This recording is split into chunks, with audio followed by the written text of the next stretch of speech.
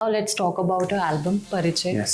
So क्या idea था? परिचय का आइडिया यही था कि वो मेरा परिचय तो जो भी अभी तक बिल्डअप होता है चीज़ें जो भी मेरे इन्फ्लुएंसेस स्ट्रगल्स या जिन चीज़ों के बारे में मैं लिखना चाहता था जो आर्टिस्ट ने मुझे इन्फ्लुएंस करा है बड़े होते हुए तो वो सब मिलके मेरा एक परिचय कि मेरी साउंड क्या है. Don't forget to like, share and subscribe Yes. to our channel.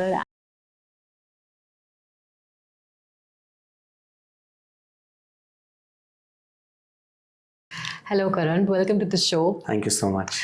Okay, so first of all, congratulations for your album जो अभी release हुई है. I Yes. think it was your first album, ना? Yes, so we started off releasing our music from July 2024 Okay. and then in November 2025 I've put the whole album out. Okay चलो उसके बारे में थोड़ा सा बाद में डिस्कस करेंगे. ठीक है. बट उससे पहले आई वांट आप ऑडियंस को अपनी जर्नी बताओ. कहाँ से आपने स्टार्ट किया, कैसे करा, लाइक क्या था वो मोमेंट जब आपको रियलाइज हुआ कि हाँ this is the thing I want to follow. It goes way back in my school. Obviously I was part of the choirs. तो क्लास अगर मैं बंक कर रहा हूँ तो मेरे टीचर्स को भी पता है कि मैं कहाँ मिलूँगा. वो था म्यूजिक रूम ही. ओह तो because I love doing it क्योंकि कुछ ऐसा कुछ नहीं था, मेरे को मज़ा आता था वो करने में. तो वहाँ से शुरू हुआ. तो उसके बाद स्कूल के बाद बैंड्स ज्वाइन करे मैंने. स्कूल जब ख़त्म हुआ when I was in 11th 12th till then I had wanted to do CA because my dad wanted me to become a CA. Okay. So I took commerce. I did that. 12th वहाँ से करी. But 12th 11th 12th में ही I joined few bands and then I was performing everywhere with them. तो फिर मुझे पता ही नहीं चला कि कब वो हुआ, वो मोमेंट आया. So I failed in my pre-boards. Okay. तो एपिफनी. हाँ तो प्री-बोर्ड में फेल हुआ and my dad was like यार हमारे ना परिवार में आज तक कोई फेल नहीं हुआ है तो प्लीज़ लटकियो मत. तो आई वॉज रियली एम्बैरेस्ड क्योंकि आज तक मेरे डैड कभी ऐसे स्कूल में नहीं गए हैं. I was above average student, मतलब 70-80% टाइप वाला, उससे ज़्यादा नहीं. तो देन आई वॉज लाइक कि अब तो मैं करूँगा मेहनत. पर मैंने बोला अगर मैं 12th अच्छे नंबरों से पास कर लूँगा then you don't stop me to do things that I want to do. Then I did my 12th. I scored good 70-80 के बीच, मतलब 75 प्लस थे. Then I was like I don't want to do BCom, I want to learn music. Okay तो फिर आपने graduation नहीं करी? Graduation मैंने करी. मैं गया KM कंजर्वेटरी. ओके. मैंने वहाँ से पढ़ाई करी. ये KM कंजर्वेटरी एक स्कूल है AR रहमान का. तो बहुत ही लंबी जर्नी है, बीच में मैं स्किप कर रहा हूँ छोटे छोटे पार्ट्स. जैसे मैं पहले I took part in like I took admission in college 46 government college. Okay. तो गवर्नमेंट कॉलेज का हाल तो मतलब जग जाहिर है कि कैसे होते हैं. कोई करिकुलम नहीं है, कौन सी क्लास कहाँ लग रही है, टीचर कब आ रहा है कब नहीं आ रहा. And I was bullied also. तब भी मेरे बाल लंबे कर रहा था तब मैं, तो मेरे को बहुत सारे लोग ऐसे छेड़ते थे कि ये रहमान जा रहा है ऐसे ऐसे. तो मैं ना बहुत ऐसा हो गया था कि मैं जाऊँगा ही नहीं कॉलेज, अब मेरे को जाना ही नहीं है इस कॉलेज में. तो 1 साल मैंने कोशिश करी. तो then my dad was also looking at it कि कुछ सब्सटैंशियल नहीं सीख रहा है, मतलब अभी ये जब अगर इसने म्यूजिक ही करना है तो then we talked about it. So I knew about KM conservatory के कॉलेज है बट उसकी फ़ीस बहुत ज़्यादा है. तो my dad once sat with me, was like KM conservatory. मैंने बोला I know about that college but it's very expensive. Is like if you have to do this then go in the best institute in India, go there. Then I gave the audition there, I got selected there. I went to Mumbai. Okay. So I did my foundation course in KM Conservatory. पहले चेन्नई गया, 1 साल वहाँ करा, फिर उसके बाद मुंबई जाके मैंने क्लासिकल आर्ट सीखा. फिर साथ साथ मैंने अपनी BA भी डिस्टेंस से ख़त्म करी कि मतलब जस्ट टू चलो हाँ कि पेरेंट्स को ही ना लगे कि तो हमारा लड़का तो बिल्कुल ही 12th पास ही रह गया है. मतलब I really wanted to study more. मैंने PU में भी एडमिशन ली थी थोड़ा time to learn defence and strategies. Okay. पर वहाँ कोई टीचर नहीं आता था. तो जब मैं एग्ज़ाम दे रहा था I was the only student who was giving defence and strategies का एग्ज़ाम. मुझे बड़ा पसंद है डिफेंस के बारे में जानना और वैसे. पर टीचर वॉज लाइक कि तुम ये क्यों कर रहे हो, मतलब why are you giving this exam. Why did you take this subject? तो मेरे को लगा कि क्या ये कोई टीचर भी नहीं आता है, यूनिवर्सिटी में कुछ भी नहीं था. देन आई वाज लाइक ये मैं अपने शौक के लिए अलग से सीखता रहूँगा, पर मैं म्यूज़िक की एटलीस्ट फॉर्मल एजुकेशन जो है वो तो कंप्लीट करूँ. ओके. तो हाँ, ये सब रहा है मतलब. तो उस टाइम कितने साल के थे आप ऐसे? I think 2014-15 I went to Chennai. तो 10 साल पहले मैं 20 साल का था. अच्छा. तो वहाँ गया, वहाँ 1 साल रहा. वहाँ मैंने ओपेरा सीखा, क्लासिकल और सारा कुछ जो एकेडमिक स्टडी थी. बीटल्स के बारे में मैं पढ़ा है और इंडियन क्लासिकल के, हिंदुस्तानी क्लासिकल के बारे में पढ़ा. बहुत एक्सपोजर मिला. बीच बीच में जैसे A.R. Rahman used to come to the college, he is the principal of the college. Okay. तो वो देखते थे हम कि हाउ दे प्रैक्टिस, एंड वहाँ से काफ़ी कुछ देख के समझ आया.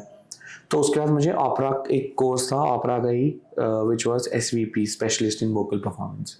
तो जो मेरे ओपेरा टीचर थे ही वाज अ फ्रेंच गाय, तो वो फ्रांस से आए थे पढ़ाने. ओके. लेकिन कुछ रीज़न की वजह से उनका वीज़ा कैंसिल हो गया था, क्योंकि वो I think he got late in, वो रीसबमिट करनी पड़ते हैं अपनी फाइल्स और वो सब. So he couldn't come back to India after the vacation. तो मुझे था मैं यहाँ वापस तो नहीं आ रहा हूँ. तो फिर मैं मुंबई गया. तो फिर मैंने ढूंढा वो घर आना जहाँ से A.R. रहमान, हरिहरन, लता मंगेशकर, आशा भोसले, मन्ना डे और ये सब लोग सीखे, मतलब शान, सोनू निगम. तो वो उस्ताद जी का नाम था उस्ताद गुलाम मुस्तफ़ा खान, पद्म विभूषण. ओके. तो उनके जो सबसे बड़े बेटे हैं मुर्तज़ा खान तपस है उनका नाम. तो मैं उनसे फिर सीखना शुरू करा क्लासिकल. ओके. तब से आपने स्टार्ट किया था? हाँ, तब शुरू करा. उससे पहले स्कूल टाइम में भी 1 साल एक मेरे टीचर थे मालविका चैटर्जी मैम, जिनका घर यहाँ से पीछे ही था. तो फिर मैं साइकिल पे हारमोनियम डाल के करता था, मतलब साइकिलिंग करता हुआ यहाँ आता था, सीखता था, फिर वापस जाता था. ओके. तो सीखना तो मुझे था शुरू से ही, ऐसा नहीं है. बट चैलेंजेस मुझे लगता है ज़्यादा यही थे कि सीखना कैसे है. Like if you don't have anybody in your house who is a musician, you don't know the way. I think parents का सपोर्ट भी इनफ ही होता है. इनफ होता है, लेकिन उसके बाद क्या, वो उन्होंने मुझे गाइडेंस म्यूजिक नहीं करने मिलता. दे दिया, सही बात है. वो तो मुझे समझ आ गया. लेकिन मैं सही स्टेप्स, क्योंकि जब आप अपनी जनरेशन के पहले उस प्रोफेशन में जा रहे हो, you waste lot of years also. ये तो है, डायरेक्शन नहीं मिल पाती है. आपको डायरेक्शन नहीं मिलती है, आप गलत स्टेप्स लेते हो, आपको कई बार लगता है कि शायद ये ठीक है. फिर आप इन्फ्लुएंस भी होते हो लोगों से कि नहीं I think you should do this, you should do that. तो उसमें थोड़ा सा निकल जाता है टाइम. तो मैंने बहुत गुरु ढूंढने की कोशिश करी. मतलब मैं दिल्ली जाता था, यहाँ से ट्रेन में जाता था, एक क्लास लेके आता था बीच में देखने के लिए कि क्या ये कुछ सिखा रहे हैं, क्या ये कुछ सिखा रहे हैं. तो फिर जाके मुझे अभी भी, मतलब आई वुड से कि मैं आधा सीखा हूँ सबसे. लेकिन मुझे लगा कि हाँ अब इतना मैं सीख गया हूँ कि मैं गा सकता हूँ. ओके. जितना मुझे चाहिए. अब मुझे full time like classical singer नहीं बनना था. तो आपने क्लासिकल सीखा है? मैंने क्लासिकल सीखा है, पर मैंने लाइट क्लासिकल सीखा है. लाइक अगर मेरे गाने भी अगर आप सुनोगे तो उसमें बस टिंच ऑफ क्लासिकल नोट्स हैं, बहुत ज़्यादा क्लासिकल नहीं है. जैसे मैं जितना गो थ्रू हुई हूँ तो सूफी एंड इंडीज एंड थोड़ा सा मॉडर्न टच था. यस. तो मेरे को बहुत कोर क्लासिकल म्यूजिशियन नहीं बनना है. That's fine. बहुत ही यूनिक कॉन्सेप्ट है ये. हाँ, मतलब मुझे वो mix of everything I like that, कि मतलब वो पूरा सजा होना चाहिए बफे, कि जो खाने वाला है उसको सब कुछ मिल जाए उसमें. Okay. तो मेरी एल्बम जो खोल के देखे उसमें हर टेस्ट का म्यूजिक हो. ऐसा नहीं होना चाहिए कि एक ही तरीके के लोग वहाँ आ रहे हैं सिर्फ. मल्टीपल जॉनर इसलिए है उस म्यूजिक में. So back to your foundation years. तो पहला आपको क्या लगता है कि कौन सी अपॉर्चुनिटी थी जहाँ से आपको एक डायरेक्शन मिल गई? मैं ना स्कूल में, so school took us to audition of antakshari. Antakshari आती थी एक बीच में. ओके. तो लिटिल चैम्प्स 1 आया 2007. उसके बाद एक उसी साल में आई थिंक एक अंताक्षरी थी. सो दे टुक अस फॉर द ऑडिशन. और मैं सबसे बेकार हूँ अंताक्षरी में, मतलब मुझे बिल्कुल नहीं, मेरी वोकैब गानों को लेके बहुत ही ज़्यादा खराब है. तो बट वहाँ ऑडिशन में दे वर लाइक कि okay sing a song by Kishore Kumar. और पता नहीं कहाँ मैं ना 2 मिनट के लिए ब्लैंक हो गया, क्योंकि आप स्कूल में आपको थोड़ी पता किशोर कुमार मतलब आप तो बॉलीवुड शाहरुख खान की मूवियाँ देख रहे हो उस टाइम पे, Suraj Hua Maddham and all those songs were there when you were little kids. तो उनमें आई स्टिल रिमेंबर एक विनैम्प आता था, पता नहीं आपको याद है कि नहीं, विंडोज़ में एक जो प्लेयर होता था जिसमें ऐसे बड़ी ग्राफिक्स चलते होते थे, विनैम्प बोलते थे मैं तो उसको। जेन जी हूँ, मुझे नहीं पता। Oh my God. तो जो भी मतलब लोग देख रहे हैं उन्हें पता चल जाएगा कि एक विनैम्प करके एक चीज़ होती थी, it was a music player, जैसे iTunes होता है अब, ओके तो वो विंडोज़ का ओके। म्यूजिक प्लेयर होता था, बहुत ही फैंसी होता था। उसमें आप स्पॉटिफाई की अलग, तरह ही होता था। नहीं स्पॉटिफाई तो ऑनलाइन हो गया ना, तब तो ऑनलाइन कुछ नहीं होता था। ओके ओके तो you used to download songs okay. From proxy sites, जैसे आप प्रॉक्सी मूवी डाउनलोड करते हो ना, टॉरेंट करते हो जैसे आप, वैसे ही आप गाने ढूंढ ढूंढ के डाउनलोड करते थे। और वो बहुत ही फैंसी सी ऐसे स्किन्स होती थी उसकी, आप चेंज थीम होती थी उस ऐप की। तो फिर वहाँ से मुझे याद है कि my cousin downloaded a song of Kishore Kumar, ओ साथी रे। और पता नहीं कैसे वो एक मोमेंट था कि मुझे उस मोमेंट में उस आदमी की शक्ल देखते थे जो मेरा ऑडिशन ले रहा था, मुझे एकदम से याद आया कि ये गाना है। और मैंने बिखरा हुआ गलत लिरिक्स के साथ, सोचो अंताक्षरी के ऑडिशन में मैं गलत लिरिक्स गा रहा हूँ, but I think he liked my voice and then I got selected. Oh So there were only 2 people from Chandigarh who got selected. Then I went on TV, ZTV, और वो सब करके मैं फिनाले तक पहुंच गया। और मैं फिनाले तक I was like the lone wolf sort of thing, कि मेरी टीम में मैं सबसे कमज़ोर था, इसलिए शायद मैं सबसे आगे तक चला था, क्योंकि बाकी लोग एलिमिनेट हो रहे थे अंताक्षरी की वजह से। क्योंकि मैं अंताक्षरी में बहुत अच्छा नहीं था, मैंने कभी बचपन में भी इतनी कोई अंताक्षरी नहीं खेली थी। फिर उसके बाद through that I got selected in Little Champs also 2007। Saregama. तो फिर मैं टॉप 50 तक आई थिंक गया था। मैंने पढ़ा है। हाँ मैंने पढ़ा था। हाँ, टॉप 50 तक मैं गया, फिर उसके बाद I was eliminated from there. Oh तो बट हाँ, that was a high in my life, like my parents saw me coming on TV. Suddenly school में सब जानते हैं, आपका प्रिंसिपल वेट कर रहे हैं कि आप मुंबई से वापस कब आएंगे, असेंबली में खड़े होके you are like he's made our school proud and all that things। तो तब से ही मेरे को म्यूजिक मतलब था कि मुझे करना है। तो आपका जो फर्स्ट स्टेज परफॉर्मेंस था कोई भी, तो उसका एक्सपीरियंस बताओ, कैसा था? नर्वस थे या एक्साइटमेंट थी? हाँ, मुझे ऑनेस्टली फर्स्ट स्टेज एक्सपीरियंस याद नहीं है। मुझे लगता है वो शायद नहीं आई थिंक वो हाउसेस होते थे हमारे स्कूल में, तो उसमें आई थिंक परफॉर्मेंस होगी। तो वही इंडिपेंडेंस डे पे कुछ वैसा कुछ होगा।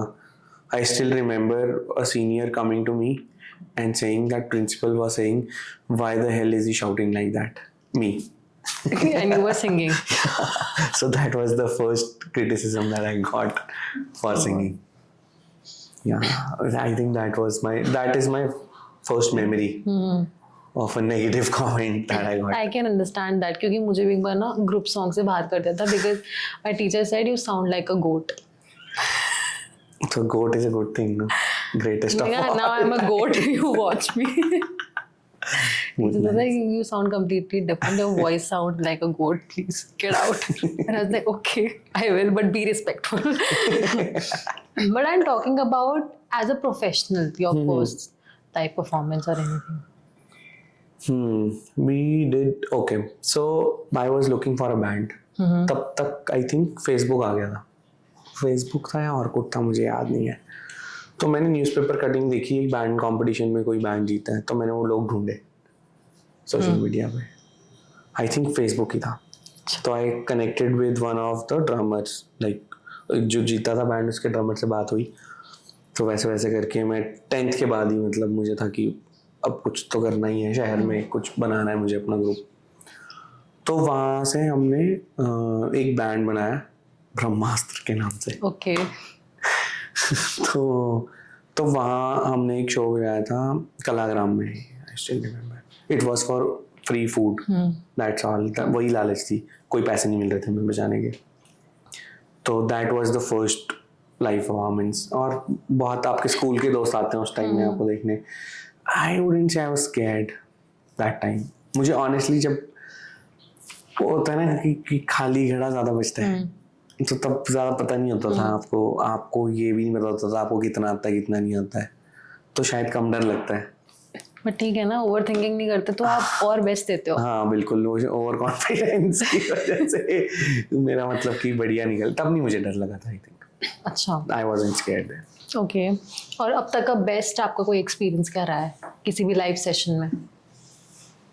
मोमेंट्स होते हैं मुझसे कि Moments पूरा शो तो क्योंकि शो से पहले तक आप इतनी ज़्यादा ऑर्गेनाइज करने में और चीज़ों को सही करने में, क्योंकि अभी कोई ऐसे बहुत बड़ी मैनेजमेंट्स नहीं है who are taking care of everything, so you have to take care of so many things before the show, and if you're selling tickets, oh my god, that's a nightmare, क्योंकि टिकटें bikini चाहिए, ये हो गया, इतनी टिकटें हो गई, इतनी, you go and you know check your tickets की कितनी हो गई हैं।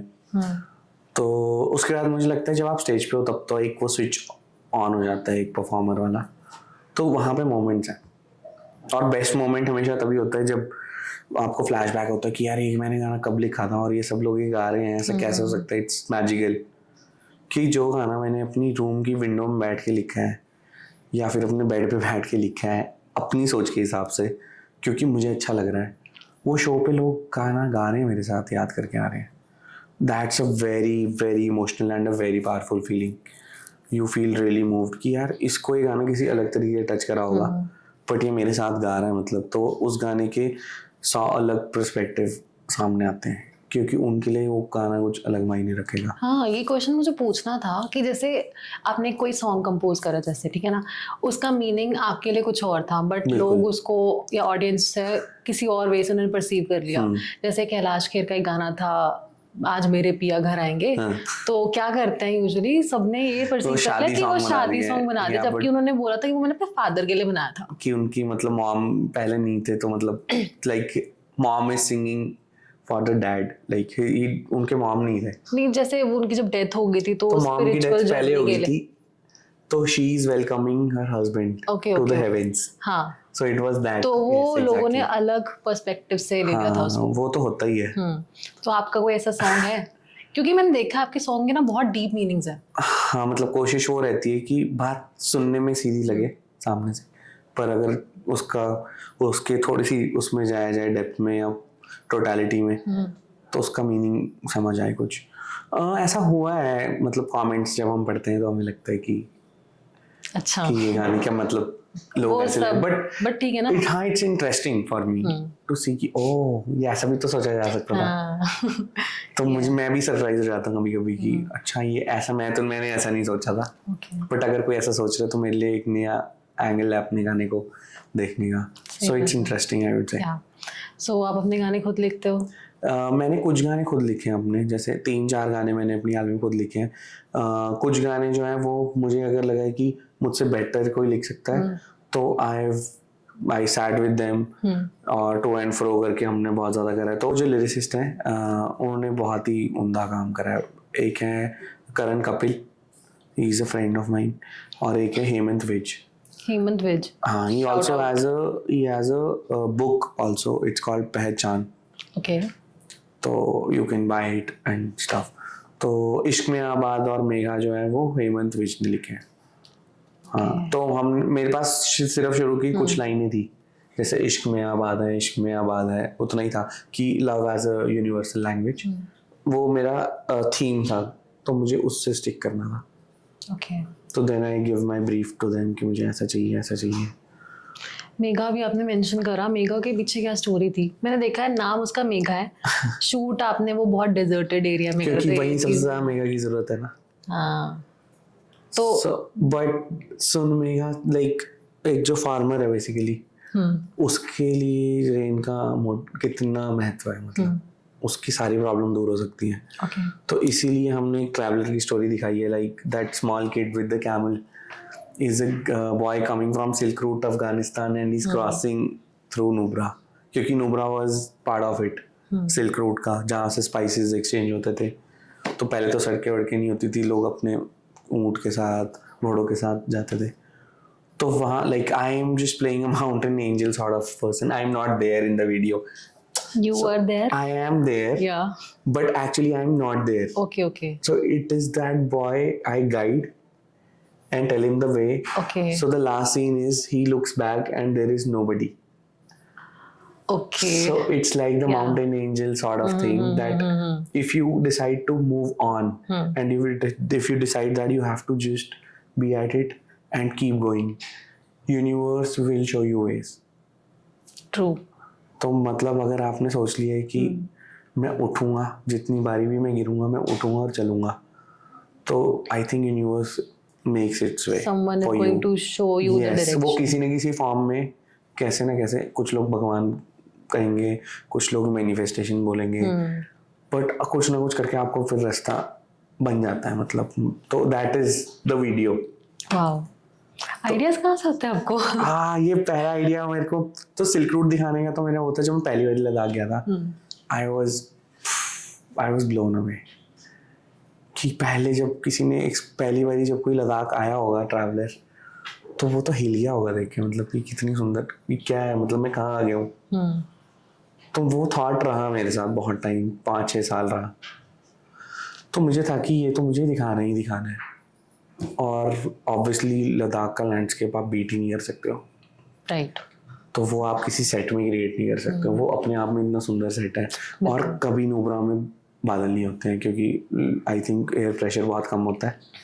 लेकिन जिस दिन हम मेगा शूट कर रहे थे, अगर आप वीडियो में देखोगे तो काले बादल हैं, और कभी नहीं होता नुब्रा में, कभी बारिश नहीं होती नुब्रा में. लेकिन उस दिन वहाँ पे बादल थे, क्योंकि हम शायद मेगा शूट कर रहे थे. तो वी गॉट लकी. तो वो था मुझे कि मुझे एक तो लद्दाख में जाके वीडियो बनानी ही बनानी है, बिकॉज वो बहुत सुंदर है, मतलब. तो और मुझे लगता है कि और देखना चाहिए लोगों को जाके लद्दाख. जितने भी आपके अब तक लाइव सेशंस रहे हैं और जितने भी स्टूडियो रिकॉर्डिंग्स रही हैं, उनमें आपको क्या डिफरेंस देखने को मिलता है? जैसे स्टूडियो तो obviously you can give retakes. Live is something कि वो एक ही बार है, मतलब. और लाइव की एक एनर्जी ऑब्वियसली इट मल्टीप्लाइज, कि मैं जिस उस रूम में जिस एनर्जी से जा रहा हूँ, और कलेक्टिव एनर्जी जो है लोगों की, वो बहुत count. We play on that, like if a performer is performing, तो we play on the energy जो हमें सामने से आ रही है. Okay. तो कई बारी अनएक्सपेक्टेड होती है, कई बारी आपको कुछ टाइम लग जाता है वहाँ तक लेके जाने में लोगों को. सो इट्स दैट लाइव है, और ऊपर से लाइव है कि एक ही बार होगा जो होगा. प्रेशर ज़्यादा होता होगा लाइव में, मतलब एक you performance pressure obviously it's there कि you have to give your best. Studio में तो you can give your retakes, but we try कि हम जितने कम टाइम में टेक्स, क्योंकि जो ऑर्गेनिक और ऑथेंटिक टेक्स आते हैं वो पहली 1-2 बारी में ही निकल जाएंगे. उसके बाद आप फिर सिर्फ कोशिश ही कर सकते हो, शायद उस दिन हो भी ना. तो वो पहली 1-2 बारी में निकल जाता है यूजुअली. कभी ऐसा मोमेंट आया कि बिल्कुल ही डेड क्राउड है और उसको अब एनर्जाइज करना है? हाँ, बहुत बारी, मतलब ऐसा हुआ है. शुरू में तो बहुत आपको लगता है कि तब आपको हैंडल भी नहीं करना आता होता कि इनको बोलूँ क्या, कि मतलब कि ये कनेक्ट कर सकें. But with time I think I let the music to my talking. Like I try and talk less on stage. It has to be more about music than me talking to them. तो like अब buildup कैसे करते हो? Buildup एक तो बहुत intentionally हम अपना साउंडस्केप ऐसा बनाते हैं. अच्छा. कि जैसे एल्बम भी जब शुरू हो रही है तो मैं कहाँ पहला गाना है, तो इट हैज़ तानपुरा, तो just to set that vibe, right.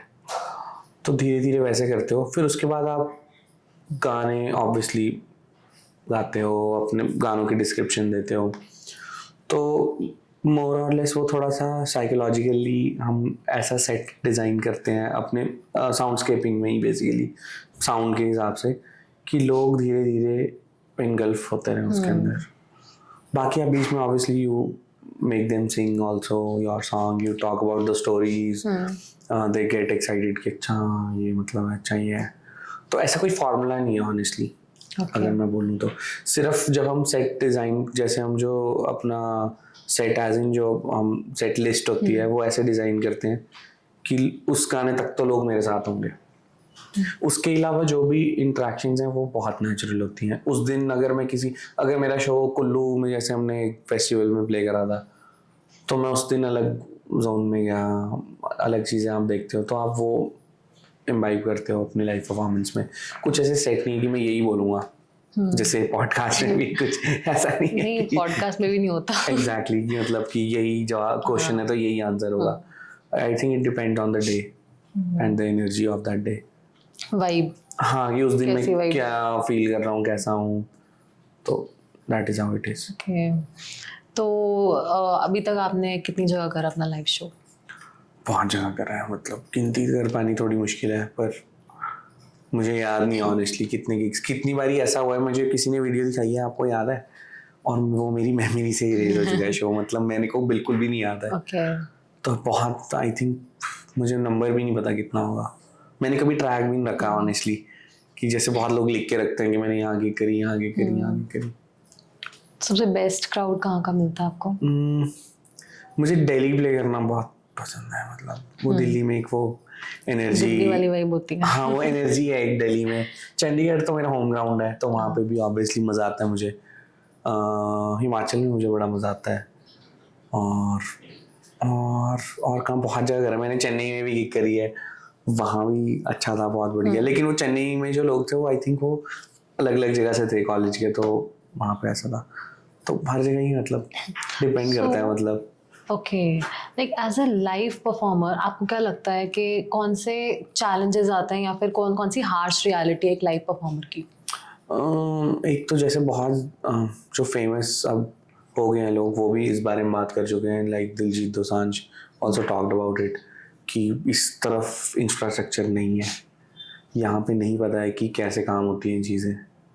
धक्का है, मतलब क्राउडेड हो गया काफी. धक्का नहीं, क्राउडेड से ज़्यादा धक्का है. मतलब कि जुगाड़, जिसको हम हमारी लोकल भाषा में कहते हैं, कि जुगाड़ लग जाएगा. ओके. कि चीज़ों को का काम करने का जो सही तरीका है वो है ही नहीं. और जो सही से काम कर रहा है प्रोफेशनली, चाहता है कि चीज़ें स्टेप्स में तरीके से हों, उसको लोग ऐसे देखते हैं कि यार ये तो बहुत ऐसे काम कर रहे हैं, ये तो मतलब is difficult to work with. Like people talk like that. But I think live एक तो शोज़ की जगहें कम है, स्पेशली हियर चंडीगढ़. हाँ, जहाँ पे live music but original music हो रहा है. ओरिजिनल म्यूज़िक के लिए बहुत कम वेन्यूज़ हैं. तो मुझे लगता है वो बढ़ने चाहिए, क्योंकि अल्टीमेटली लोग वही सुन रहे हैं जो आप उन्हें परोस रहे हो. से रिक्वेस्ट के बेसिस पे ये गा दो वो गा दो. हाँ वो, लेकिन आप आर्टिस्ट खुद क्या कर रहे हैं, मतलब तो more than art, it is more like entertainment. Art can be entertaining also, but entertainment is not just the only purpose of art, I would say. तो मुझे लगता है वो डिफरेंशिएट करना, क्योंकि जब आप बाहर जा रहे हो, आप यूरोप जाते हो, तो आप स्ट्रीट्स में देखते हो म्यूजिशियंस कर रहे हैं, लोग खड़े होकर सुन रहे हैं उनको. तो पर यहाँ पे ऐसा कोई कल्चर नहीं है कि वेन्यूज, स्पेसिफिक वेन्यूज हैं जहाँ पे लाइव म्यूजिक ही प्रमोट हो रहा है और ओरिजिनल म्यूजिक हो रहा है. Okay. Cafes are run by obviously businessman. All they care about is money. Right. They don't care about art obviously, उनका काम भी नहीं है वो. लेकिन कोई एक मिडिल ग्राउंड तो ढूंढना पड़ेगा जहाँ आर्ट भी सर्व हो रही है, ना कि सिर्फ एक ही तरीके वही पुराने गाने बज रहे हैं, हर बैंड आके वही गाने बजा रहा है. सही बात है. तो फिर अपनी पहचान कहाँ रह जाएगी. मतलब That's तो वो the तो harsh it's more of like a wage sort of thing than art, कि ठीक है आओ पैसे लो बजाओ और जाओ. सो आप कैसे डील करते हो इससे? Like according to you what is the best method जिसके थ्रू आप ऑडियंस तक अपनी आवाज पहुंचाते हो? मुझे लगता है आप अपने साथ लोग जोड़ते रहो. Perform for smaller venues. छोटा वही बूंद बूंद से सागर बनता है. तो वो बूंद बूंद इकट्ठी करते रहो. 15 लोगों के लिए बजाओ, 20 लोगों के लिए बजाओ, 100 लोगों के लिए बजाओ. फिर वो लोग 200 बनेंगे, फिर वो 500. फिर जब आप 1000 लोग इकट्ठे कर लो हर शहर में, that is my goal. Like I am still in the middle of it, कि मैं धीरे करके अगर 1000-1500 लोग हर शहर में जोड़ लूँ, तो हर शहर में भी हमारे देश में सिर्फ 5-6 ऐसे शहर हैं जहाँ लोग टूर करते हैं, जो Tier 1 से Tier 2 सिटीज़ हैं. Tier 3 में तो कुछ है ही नहीं यहाँ पे आप जाके बजाओ. राइट. दो आई वुड लव टू, क्योंकि मेरी आर्ट Tier 2 और 3 जैसे परसीव करते हैं, वैसे Tier 1 में भी वैसे लोग, मतलब जो मेरे को बहुत हार्टफेल्ट मैसेजेस आते हैं वो Tier 2 और Tier 3 से बहुत ज़्यादा आते हैं. तो Tier 1 तो ऑब्वियसली है ही, पर ऐसे वेन्यूज और बढ़ेंगे अगर, तो आप जहाँ जाके बजाओगे तो आप धीरे धीरे करके ऐसे 15 लोग, 20 लोग, 25 लोग ऐसे ऐसे करके इकट्ठे करो Okay. हर So, शहर में जाके. okay. Do you think social media has given you that a good start, or maybe like a powerful move? It is definitely a very powerful tool. तो बहुत ही हम कहाँ से हम देखते हैं कि कुछ musicians, street musicians, they get famous. So I think it's a great tool. But उसमें भी एक influencer term जुड़ गया है, तो वो भी एक अलग किस्म का चैलेंज है. The noise is also a lot. Like, so I think rather than chasing virality, we should chase good stuff. Like, Quality. Exactly like virality तो किसी भी चीज़ से हो सकती है. कोई भी 10 सेकंड की चीज़ फेमस हो जाती है, True. जिसकी कोई सिर पैर भी नहीं है, पर मतलब वो बस फट वायरल जाएगी एक बार एकदम हो गया, वो उस टाइम पे उसका क्रेज था, खत्म. से. एग्जैक्टली, याद नहीं रख पाते. क्योंकि नया ट्रेंड आ रहा है ना. तो मतलब हाँ, ये एक चैलेंज भी है. मतलब अगर एक टूल है तो ये यहाँ पे नॉइज भी उतना ही है. Okay. तो वही, अगर आप कवर गा के जल्दी फेमस हो सकते हो, अपने गाने को टाइम लगता है, क्योंकि कोई बहुत बड़ी मशीनरी नहीं है, कोई बहुत बड़ी पीआर मेरे पीछे काम नहीं कर रही है. जैसे एक आर्टिस्ट कोई अपना म्यूजिक निकाल रहा है, तो वो अगर उससे जाके आप उससे चैलेंजेस पूछोगे तो वो रो देगा. It's insanity. You have to be insane, you have to be delusional to pursue your art. या लाइक, क्योंकि अगर प्रॉब्लम गिनाने में आए तो इतनी प्रॉब्लम्स हैं कि आप सोचोगे कि ये पागल ही होगा तभी कर रहा है. Okay. क्योंकि कुछ रिटर्न का आपको नहीं पता. It's uncertain. Right. So, as if someone who is very new to this industry and उसने just अभी start किया है, how that person can monetize this platform or this industry? कैसे वो, like what would be the career path like for a musician, for a musician? एक तो Live perform करो. Life. अगर आप सिंगर नहीं हो और आप इंस्ट्रूमेंट प्लेयर हो तो you can do session work. आप जिंगल्स बना सकते हो ब्रांड्स के लिए. Jingles, sorry. जिंगल्स जैसे ad music sort of, Okay, okay, okay. तो वो कर सकते हो आप. और आप सेशंस कर सकते हो बाकी म्यूजिशियंस, जैसे जो लाइव कोई बड़ा एक्ट है उसके साथ you can go and play. आप स्टूडियोज में काम कर सकते हो. You can work for some label also. Like, आपको अगर आप कंपोजर हो तो आप अपने गाने पिच कर सकते हो Okay. जाके, तो वो खरीद लेंगे फिर. तो एवेन्यूज़ हैं. जो लाइव का है वो ऑब्वियसली अभी जहाँ होना चाहिए वहाँ नहीं है, बट और जरिए हैं. मतलब आपके पास ये ऑप्शंस हैं. So you become good at what you do first obviously. Okay. And now also integrate AI. Like, it is going to happen. You can't fight it. हाँ, AI बहुत तो use Yes, कर you can't fight it. So for us, it's better that we integrate it as a tool. And I think it is making things easy because you can compose your music, you can compose Obviously. your lyrics also. Obviously, but It's a lot. there is also harm that is happening. Yeah, it cannot कि- replace Yeah, a lot of creativity. I think a lot of people are making AI music. Completely AI. हाँ, मतलब तो ऐसा बहुत सारे कुछ बहुत बड़ी कंपनीज हैं जो किसी प्रोड्यूसर को हायर करके उससे AI म्यूजिक बनवा रहे हैं, और फिर वो सारी रॉयल्टीज जो उस म्यूजिक से आ रही हैं वो वापस उसके पास जा रही हैं, Okay. उसी बिजनेस के पास. तो अब क्योंकि all of these big platforms are controlled by businesses, Yeah. तो उसमें कैसे करोगे फिर आप? तो फिर स्ट्रीमिंग कैसे आप सेंस बनाते हो कि आप एक जो म्यूजिशियन जिसकी लाइफ इस पे टिकी है, how will he earn? That is also something that we should discuss. कि AI का यूज होना चाहिए. I am with AI in that. Like, take support of it, use it. It's great tool. काम easy हो रहा है, चीज़ें जल्दी हो रही हैं, True. बट उसमें कुछ तो असली, कुछ Right. तो उसके अंदर एक लाइफ, क्योंकि Completely AI में independent लाइफ होना. नहीं है. हाँ. It's mechanical. वो वही डबल हाइफन होगा चैट जीपीटी का, आपको दिख जाएगा कि ये चैट जीपीटी करा है इसने. Yeah. तो वो एटलीस्ट ठीक है, प्रॉम्प्ट में भी दिमाग लगता है, लेकिन उसमें कुछ तो लाइफ एक इंसान में लिविंग बीइंग का कुछ तो हाथ होना चाहिए आर्ट बनाने में। क्रिएटिविटी को नहीं रिप्लेस कर सकता। हाँ मुझे नहीं लगता, मुझे लगता है कि वो हेल्प कर देगा। डीप मीनिंग, क्योंकि हमने फुल टेस्ट कर चुके हैं हम कि किससे गाना लिखवाते हैं जरा, और फिर वो गाना लिखता है, आपको लगता है यार उफ, ये बहुत गंदा है बहुत ही क्लीशे है, मतलब ये बड़ा क्रिंज है। तो हाँ फिर आपको पता भी चलता है कि अच्छा ये लिरिक्स इसने चैट जीपीटी से लिखवाए हैं। मैंने शायरी लिखवाई थी एक बार, तो उसने बोला तूने चैट जीपीटी यूज करा है ना पता चल, it's very easy and it's very cliche, very cringe, मतलब लिखवा तो नहीं बड़ा मुश्किल है। गाना भी आप गवा लोगे but you can't invoke the emotion. Okay, AI manipulate कर देगा उसको, लेकिन उसमें इमोशन तो नहीं डाल पाएगा। Now let's talk about your album परिचय। यस, सो क्या आइडिया था उसके पीछे का? परिचय का आइडिया यही था कि वो मेरा परिचय, तो जो भी अभी तक बिल्डअप होता है चीज़ें, जो भी मेरे इन्फ्लुएंसेस, स्ट्रगल्स, या जिन चीज़ों के बारे में मैं लिखना चाहता था, जो आर्टिस्ट ने मुझे इन्फ्लुएंस करा है बड़े होते हुए, तो वो सब मिलके मेरा एक परिचय कि मेरी साउंड क्या है।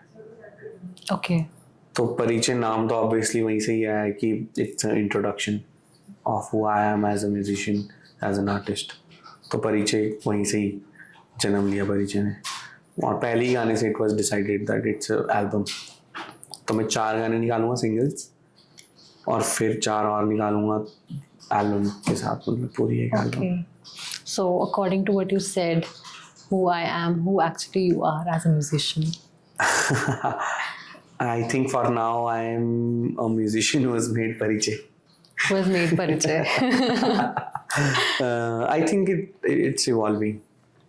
आज मैं मतलब कि who I am की ही वो पूरी जर्नी है। Okay. कि अभी भी मुझे ऐसा लगता है कि मैं अपनी म्यूजिक से एक नहीं हूँ, मतलब मुझे एक होना है, लाइक एक यूनिसन में जाना है कि ये एक ही चीज़ है। तो शायद किसी कोई मुझे सुनता होगा, उसको ये लगता होगा, मैं किसी म्यूजिशियन को सुनता हूँ जिनको मैं मतलब जिनसे मैं इंस्पायर्ड हूँ, मुझे लगता है यार कितने मतलब इसलिए यहाँ कब पहुँचूँगा। तो आई think I am just a traveller in the transit who is trying to reach from point A to point B. So is there any signature style you want to follow for this album? One thing that I'm always scared about is being typecast. Okay. So I'll always run away from being typecast कि यही बनाता है। मुझे लगता है कि वो एक आर्टिस्ट की मौत है। जैसे हम देखते हैं कि हमें बहुत ज़्यादा पसंद वही एक्टर्स हैं जो बहुत वर्सेटाइल है, यार ये भी कर सकता है, यार ये भी कर सकता है। कोई एक ही तरह की अगर मूवीज़ करने लग जाता है तो ठीक है, आप मतलब उनको उस तरीके से एक स्टार की तरह देखते हो, बट उनकी एक्टिंग की बात नहीं हो रही फिर कहीं। ओके, तो मैं चाहूँगा कि लोगों को मैं हमेशा I would want to keep my audience on toes, like they should be always excited कि अब क्या करेगा, कि ओह ये तो हम सोच ही नहीं रहे थे कि ऐसा कुछ होगा। So you want to follow different styles only? Yes, I don't want to fall in one genre of music कि ऐसे ही गाने करता है तो ऐसे ही गाने होते हैं। मुझे वो एक कैद में बंद नहीं होना, क्योंकि फिर मैं उसी जॉनर को सर्व करने में लग जाऊंगा। तो मैं तो स्लेव हो गया उसका, कि ऑडियंस की एक्सपेक्टेशन का स्लेव हो गया। आपकी ऑडियंस आपसे यही एक्सपेक्ट कर रही है। Okay, so coming from a marketing background, मुझे ऐसा लगता है हमारे इसमें क्या होता है कि we have to follow one niche, stick to your niche, और उसी के बेसिस पे आप अपना बिजनेस रन करो, कि एक चीज़ पकड़ो उसी में लग जाओ। ऐसा मार्केटिंग में होता है। तो म्यूजिक इंडस्ट्री में ये चीज़ कितनी रेलेवेंट है? आई थिंक ये होती है लोगों के लिए कि लोग एक साउंड बना लेते हैं फिर उसी में ही रहते हैं। मुझे मुंबई में बहुत लोगों ने ऐसा बोला है कि मतलब बहुत तो नहीं ऐसे, but I still remember one person told me this कि यार why don't you make something of a similar kind, and I was like why should I, why would I. मैं बचपन से इतने डिफरेंट म्यूजिक सुनता हुआ आ रहा हूँ, तो आज क्योंकि music I am not doing music की मतलब आज ही मैं फेमस हो जाऊँ, मतलब मैं हमेशा अपने म्यूजिक करने के कोर आइडिया से ही जुड़ा हूँ, क्योंकि मुझे वो काम करने में मज़ा आता है। मैं उस काम को करने के लिए 40 घंटे ही बैठ जाऊंगा, मैं थकूंगा नहीं, राइट. मैं सो के उठ के दोबारा बैठना चाहूँगा, इसलिए तो कर रहा हूँ, बाकी सब तो बाय प्रोडक्ट है उसका. तो अगर मुझे उसी में ही मज़ा नहीं आएगा, मुझे सुबह उठ के पता है कि मेरे को एक हैप्पी सॉन्ग ही बनाना है, या मैं हैप्पी सॉन्ग्स ही बनाता हूँ और उस दिन मैं सैड फील कर रहा हूँ, तो मेरे लिए तो वो हैप्पी सॉन्ग बनाना ही सजा हो गया. सही बात है, बिल्कुल सही है. It's about your emotions. हाँ, मतलब I have to cater. You should be free. Exactly, I want to be free. Yeah.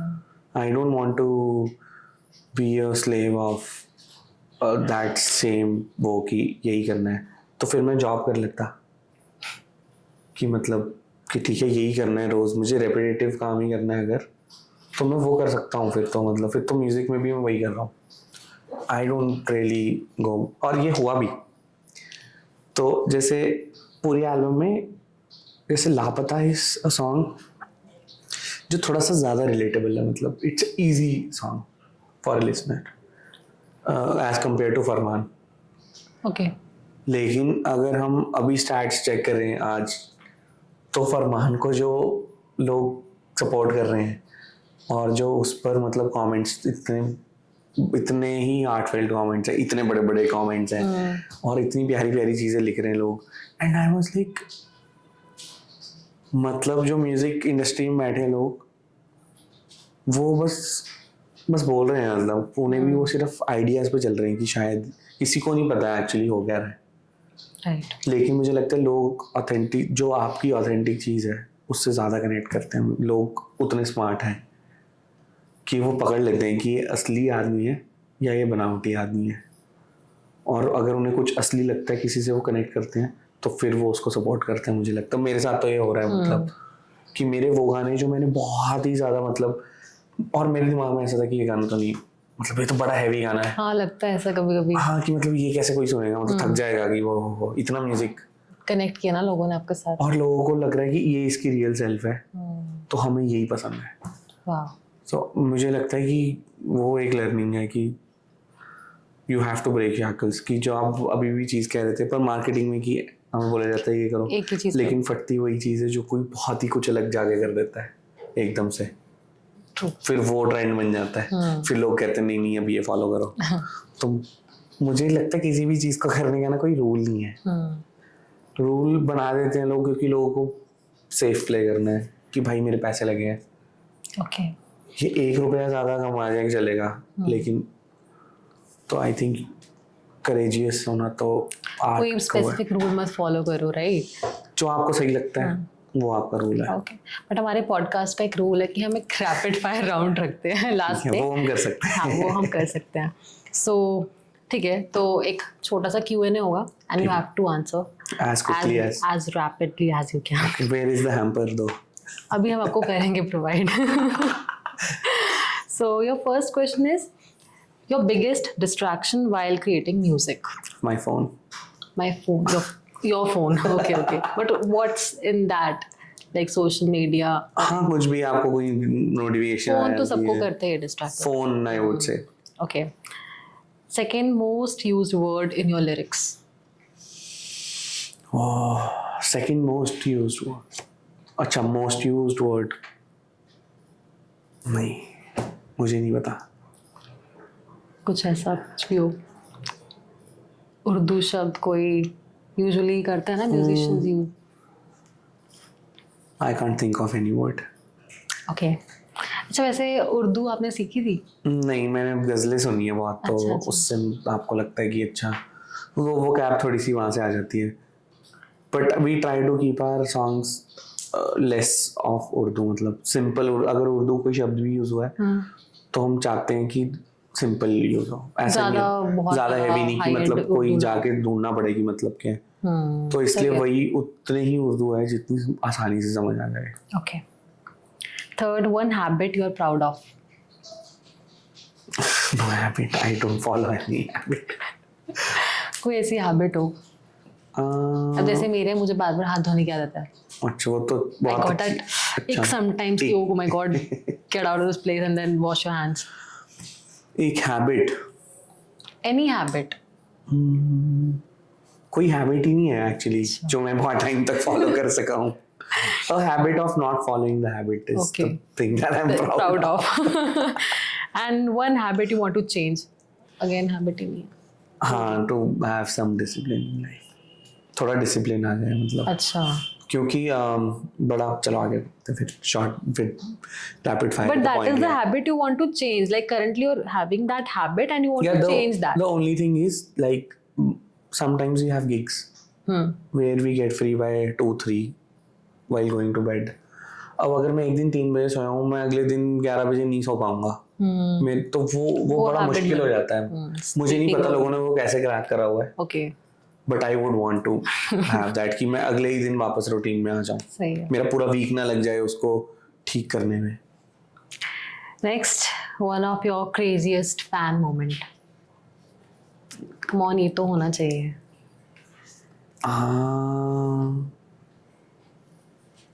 हुए तो काफी हैं. Craziest वाला जो Crazy. आपको याद हो. याद भी कम है ऐसे मुझे ऑनेस्टली. मतलब मैं ज़्यादा दिल पे ले जाता. बट हाँ, एक बार ही हुआ था कि मैं आई वॉज इन कसौल. वहाँ पे एक चौक है बीच में. तो I was buying something for my family, कुछ लेके जाता हूँ. तो वहाँ मुझे तो मेरे बाल लंबे थे तो उस टाइम बहुत. तो फिर दैट गाय वाज लाइक, आपका नाम करण वर्मा है? मैंने बोला हाँ. तो आपको पता है आपने मेरे कॉलेज में आए थे 7 साल पहले, और वो दिन है और आज का दिन है, उस परफॉर्मेंस से मैं निकल नहीं पाया हूँ. वो मुझे it stayed with me like that one thing. There have been crazier moments also, but this is one compliment that I am really it stayed with me. Very beautiful. हाँ. अच्छा लगता है. Next, if not a musician, what you would be? I would be into defense and strategies. Like I would want to study that and Okay. maybe join a think tank. Maybe. Not a CA? Not a Okay, next. The last one. Describe your life right now in 3 words. Sleepy. Sleepy. Because I just completed my album. तो अभी मैं अपनी खोई हुई नींद कर रहा हूँ. Okay. Excited Excited. and hustle. Hustle. Thank you so much, Karan. And it was lovely experience to Same have here. you on our show. And बहुत मज़ा आपसे बातें करके, आपके experiences सुनकर. And I'm really sure कि जितने भी हमारे upcoming artists हैं, उनको बहुत कुछ सीखने को मिला होगा ये podcast सुन के. And आपकी तरफ से अगर एक message आप हमारी audience या जितने भी newly artist हैं जो इस field में जाना चाहते हैं उनको देना चाहोगे तो? That I think you should dare to dream. और सपना वो नहीं जो नींद में आता है, जो सुबह आता है, Right. जो सोने नहीं देता है. And so I am definitely going to write something about it. But to all the people who have a dream, just don't give up. You never know True. when you are going to make it. Right. It might be the next day. Just keep going. It's unfair. It's a lot of pain, but it will be worth it. Well said. Yeah. So that's And it. to all the people watching our show, don't forget to like, share, and subscribe Yes. to our channel and to this whole episode of podcast. And keep on watching. See you in the next episode. Bye bye.